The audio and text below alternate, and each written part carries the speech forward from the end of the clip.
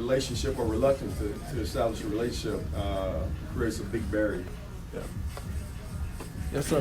We'll come here and then I'll come right there. How much like de-escalation training do police officers go through, you know, in the police academy and then afterwards? Because it seems like when we see these, you know, these videos on YouTube, on TV, it seems like as soon as, you know, the public, the citizen has something negative to say, then it goes to 100, you know, immediately. I look at it like if you're joining the military, you know, they're going to tell you, you're going to have drill sergeants in your face, you know, just give you things to expect. So if you expect it, you know, to happen, then it seems like it would be easier to handle some of those situations if you already expect it to happen. Because the police officers are the trained individuals, you know, the public is just living their life, but the police officers are trained to be police officers. So how much training do you actually get with de-escalating situations and not going from 0 to 100 as soon as someone says something that might be offensive? You get it yearly. You get it yearly, and sometimes we have some instructors in here that'll tell you. But I think the key thing for most people to understand is that you can't train the human element out of people. Fear, you know, just them having a bad day, or just them being who they are. You know, you as an officer is who you are as a person, believe it or not.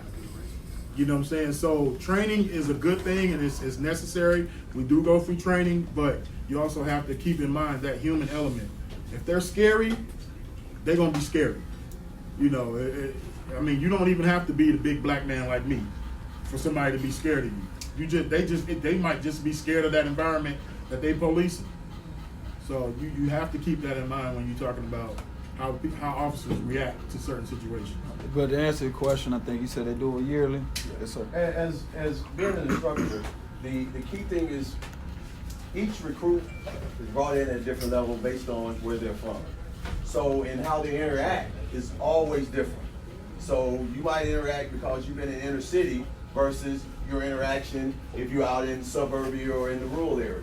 So that plays a big difference into it too. And then we have role playing. So that kind of gives them an understanding. We'll see which way they're going, and the role players will either go this way or they'll back down based on how you present yourself and how you play. But it's kind of hard. We've watched at a training academy, watch so many different scenarios. When we see things, we was like, we even say, don't think we don't sit up and be on the other side and be like, oh dang, he made a bad decision, or he could have did it a different way. But we cannot, it's just like anything. We watch football and somebody throw a ball and he's like, why did he throw that ball? Some things happen and you can't take them back. And we try to teach them how to de-escalate situations, but based on certain people, sometimes they can get very angry quickly and they don't know how to de-escalate. And a lot of times you see that now in the media or when you see the video. But we also have to understand, you might see somebody grabbing somebody here now and it look forceful, but you don't always get what happened before then. So you just see this person right now taking this person down, oh dang, why are you hitting, why are you doing this? But you didn't know before that he either punched the officer, hit the officer. Only thing you see is what the media is portraying, and you always have to be careful. Sometimes the media does not put the whole thing out there. And then if you go to court or you sit in the courtroom, then you will see, but by that time, the cameras aren't in the courtroom. You already done got a major mind of, oh, that police officer was guilty. He did this, he that. But then when he comes out, oh man, he got off with that, but you don't know what happened before that situation. So we try to look at that, but sometimes the officers are wrong. Hey, it's just wrong what it may be, it's wrong. And they do go to jail. Don't think police officers don't go to jail. We got some in Atlanta that's sitting in jail, okay, for mistakes that they made.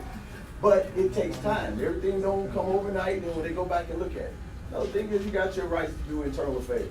If you feel like that, hey, you got internal affairs, you got OPS. If he makes a complaint, these three people don't, that leaves that person out there with one complaint. But if all three of them make a complaint on that officer, somebody gonna look at it. Then we're like, why all three of these making a complaint based on your being aggressive? So it has to be somebody else to, along with a group of people, to set that up, to make somebody take a look. Because everybody complain, we all complain. But if you got a group of people, somebody gotta go back and look at it. So one thing is you can complain, because that's another thing I think we should probably bring up in between some of these subjects. What to do if you are mistreated by an officer, and who better to tell you but the officers in the room. And I'm sure somebody in this room has probably been mistreated before, or knows someone that's been mistreated, or wants to know what to do if they've been mistreated, because I know I have before. But it's not about But you get complaints. People feel like you didn't do, you wrote me a ticket. I feel like I shouldn't got that ticket. And they complain. I've been complaining on before. It's okay. But now we have body cams. That's one thing that we have now to kind of keep that transparency so that you can kind of see, and the departments are working that very hard to have the body cams, but it captures you as well. So it puts you in a bad position because you come in, suit and tie guy, looking good, and everybody says, oh man, he's good when he get before the court. But before then, man, you was drunk, talking trash, ready to fight. But that body cam exposes you far greater than, I can put it on a piece of paper, but that camera gonna tell the true story along with what I put on the What paper. triggers the body cam? It's always on. It's always on. It's always on? Yeah, as soon as you, now they got different things where even When you you got- pull your weapon, Yeah. it automatically activates all of them around you. And that's pre-event and post-event. So what he's talking about is the minute there is an issue is not when the camera starts. And, I work in public safety and technology only. And most of the agencies where I have deployed technology, when they deploy body wearable cameras, it's a training tool and it's a tool for the officers.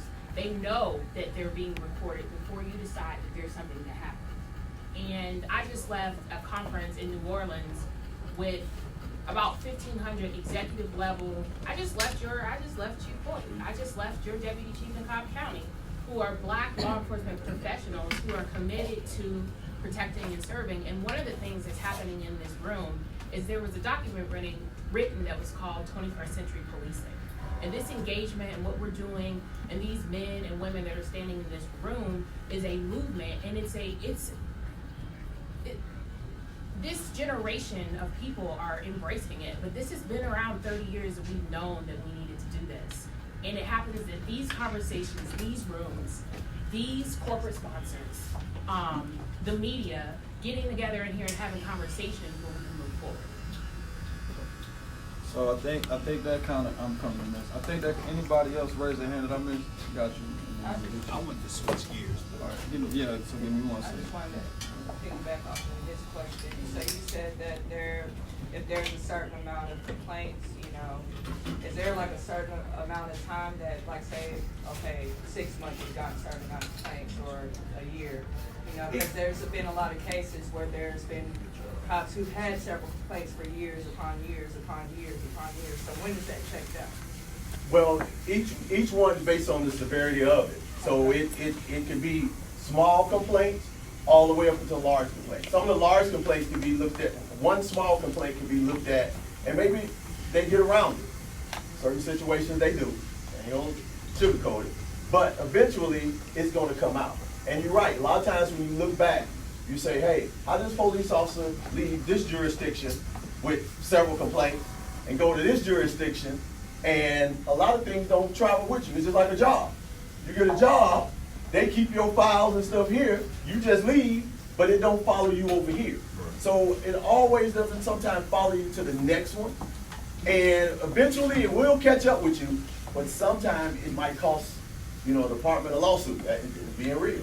But what we want to do is, if it is, and you feel like that, hey, that officer wasn't acting right, you can say, hey, you can go to whatever zone, whatever precinct, whatever thing, and say, hey, this officer, and you might have a one-on-one discussion with him. Say, hey, Super, I can make a complaint, but I want to know, why did you say this or do this when it didn't necessarily have to be that way? So you have a recourse. It's strength, and I don't mean to cut you off. I think it's strength in numbers also. Yeah. It's just like a standalone, it's just like with Bill Cosby and the rape accusation. One person saying he did it is like, that's Bill Cosby. But then when everybody's saying the same thing, it starts to put a little more weight to it. And it's the same thing with an officer. I think that some officers that are aggressive, some mean well, because in some high crime areas, you can't be passive. You can't be nice, or you can be nice, but in a certain way. And some of those guys are the ones that pick up some of the most complaints. Just because an officer doesn't have any complaints doesn't mean that he's a good officer. Some officers get to work, put on their, answer their call, they go from call to call, just doing this. And they're not gonna talk to nobody all day. That doesn't necessarily make him a good officer.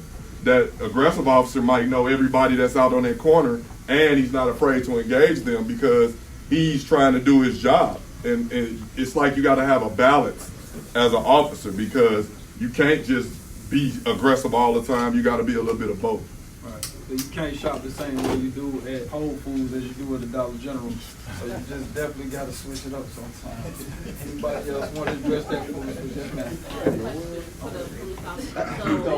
So you're driving, you get pulled over, right? So you're on the highway, and they pull you over. Maybe something like, "Oh, you're following too closely."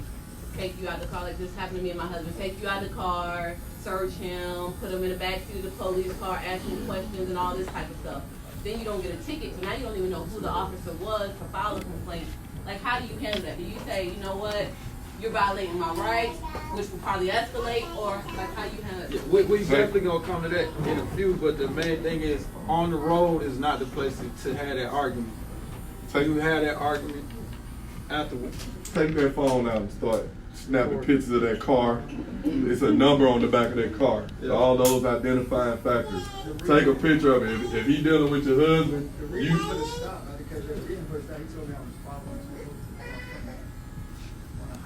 I don't know where they do that. This wasn't no accident. North Carolina. This was in Virginia. We were coming back. Oh, yeah, I got tickets in Virginia too. Highway patrol, and he was state trooper.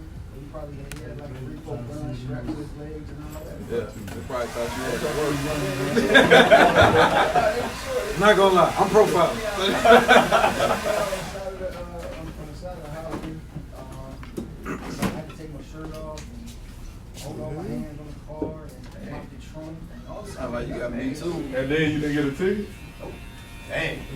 At the end of something like that, if you feel that you were violated or you feel that you were wrong, That's a big time. ask if he has a card, or before he takes off, everybody got a phone, snap a picture of his tag, snap a picture of that car. They know who was driving what specific car on that specific day. That doesn't even have to come with no dialogue or, wait, no, you ain't even got to do none of that. You can simply do it, and then when you get back to wherever you are, politely go down to internal affairs and feel free to complain. Or maybe he can give you better feedback on why he did stop you, because a lot of times when you're, as a detective, when we're doing follow up on a case or something, it's certain details that I know that you don't know that I know that I'm looking for something. And I don't necessarily tell you, and in a way, you may think you may feel wrong. And once later on I explain to you, it might better suit you, but at the same time, it could compromise my case by giving those details.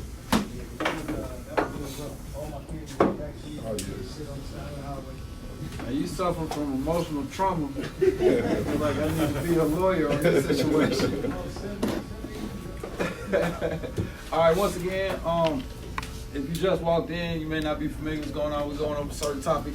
This is Clippers and Cops open forum between the community and the police. I'm the moderator. If I pick you, that's so you can go ahead and speak. If I cut you off, it's no disrespect. Yes, sir. Yeah, I wanted to switch gears a little bit. And when I ask this question, I want to be frank, but I also want to be sincere when I ask this question. So I'll give you an example. Well, I'll ask the question first. Why is it that black people can't gather in a specific area, have a social gathering without the police coming to shut it down? Okay, Here's hold on. Wait. I got it. They can't hear it back. He said, why is it that people of color black people can't gather in a specific area without the police coming to shut it down? Because we be fighting, dog. I'm joking.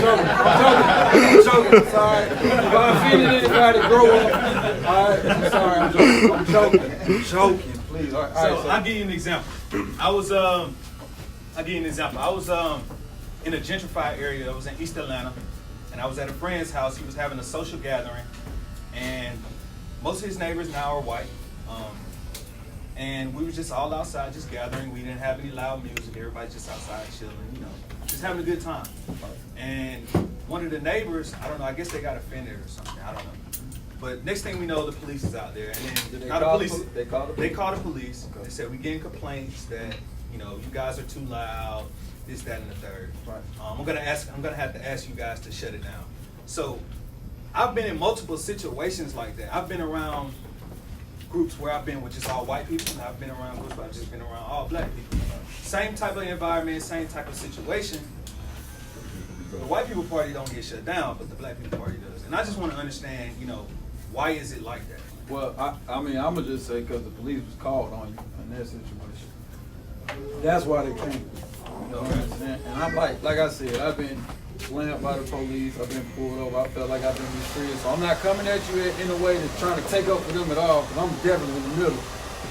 But I would say that specifically was because the police were called on you, even though you weren't doing anything wrong. With what yes, sir. I was just gonna elaborate. I shut down parties that included white people, black people, Hispanic people. So it's not necessarily about a race thing. It could just be like the number of people, maybe the type of content that's being played at the party that might have explicit language. You know, there might be kids around. So I mean, there's a lot of different factors, and race isn't one of them. But I see where you're coming from. I get your point, but to this specific situation, I mean, there was no music going on. There was just people just gathering. So are you asking, did they have the right to shut it Yeah, down? that's what I'm saying. Okay. Do they have the right to do that? When you on your property, when you're on your property, well, first of all, did you invite them over? Did you invite the white He people said he over? was at somebody else's house. But did they invite him over? No. You don't know, but that's So okay. he's saying in a gentrified area where But they in- probably don't know each other. Yeah, They and don't what know we're their trying to neighbors. say, in a gentrified area, you gotta get to know your neighbors. Right. Because, yes, a lot of white people are coming into the inner city that normally live in suburbia, and they haven't seen as many blacks in the community. They gonna have to get accustomed, because we're there and we're gonna be there. You know, you can't run from us, because we're coming. Either way, in the big houses or the small houses, we coming. So, you just have to put that out there, and you have to go out and meet with them as well. And just in your neighborhood, you got to meet with them and say, hey, it's like, it is what it is.